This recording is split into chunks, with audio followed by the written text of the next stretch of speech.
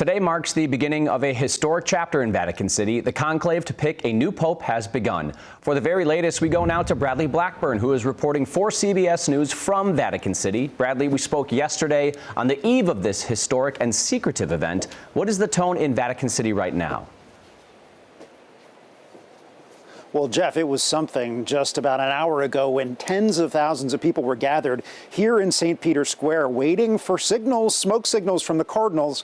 And we did get that 3 hours and 15 minutes after they were locked inside the Sistine Chapel. We saw that black smoke emerging, the sign that they have not yet reached a decision. Now, they only do one vote on this first day, but now they'll begin to vote up to 4 times a day until they reach that 2/3 majority it takes to elect the next pope, Jeff. Now, cameras were allowed to roll as the conclave was first getting started today. Now the chapel doors are sealed. What do we expect the cardinals are doing behind those doors?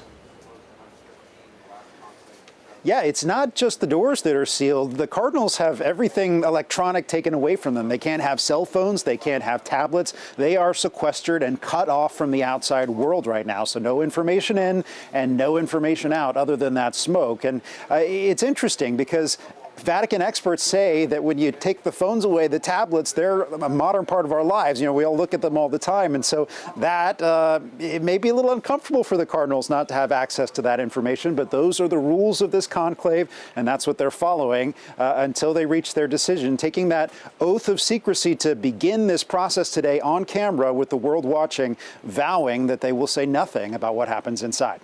You had mentioned the smoke already. If you could remind us again, what will happen once a new pope is chosen?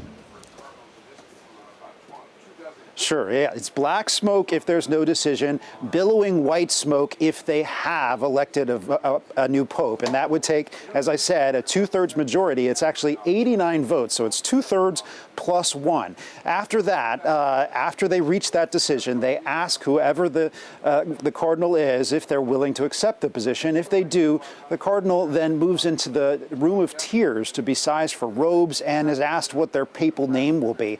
And then we would expect to see, Jeff, thousands, perhaps hundreds of thousands of people rushing here to St. Peter's Square, Romans coming here within minutes of the white smoke so that they can witness in person as the new pontiff takes the balcony and is introduced to the world. And so most conclaves have lasted in modern times 2 days so that we get the decision on the second day of voting. So it could be that we have a new pope tomorrow, but it's anyone's guess. It could take longer than that as well. And, you know, many, many people will be here waiting and watching. Lastly, Bradley, this is truly a monumental event, and we heard CBS News' Nora O'Donnell say during today's opening ceremonies she remembers the last conclave well when Pope Francis was chosen. You're covering this conclave. What are you most looking forward to as this process unfolds? It is something to be here to witness this history. You know, as journalists, we're lucky to experience so many things. I've been to political conventions. I've covered other major events. But standing here overlooking St. Peter's Square, there is a majesty to what happens here, no matter what your faith is. And the significance of the Pope is worldwide. There is no other leader that leads as many people as the Pope, 1.4 billion Catholics. And so it's of interest to anybody, and to be here to witness it in person is powerful. Well, we appreciate your reporting. Bradley Blackburn reporting for us from the Vatican. Thank you for your time. This leads us to our question for you today. If you were a betting person, how many days do you think it will take for the cardinals to pick a new pope? Here are your options. They make their choice tomorrow, on Friday, early next week, or will it take more than a week for the cardinals to agree? You can give us your feedback by scanning the QR code on your screen, or on a computer, you can go to WCCO.com/connect. Make sure you're voting on the 4 p.m. poll. We'll share your feedback in just a few minutes. We want to know, if you were a betting person, how many days do you think it will take for the cardinals to pick a new pope? We've got 4 options for you. They make their choice tomorrow, they make it on Friday, sometime early next week, or will it take more than a week for the cardinals to agree? And we're kind of spread out, but everyone's thinking they're going to get it in before the weekend. Leaning Friday. I mean, don't they say that about juries? Not that it's the same thing, yeah, right? But right? Like, people want to get it done.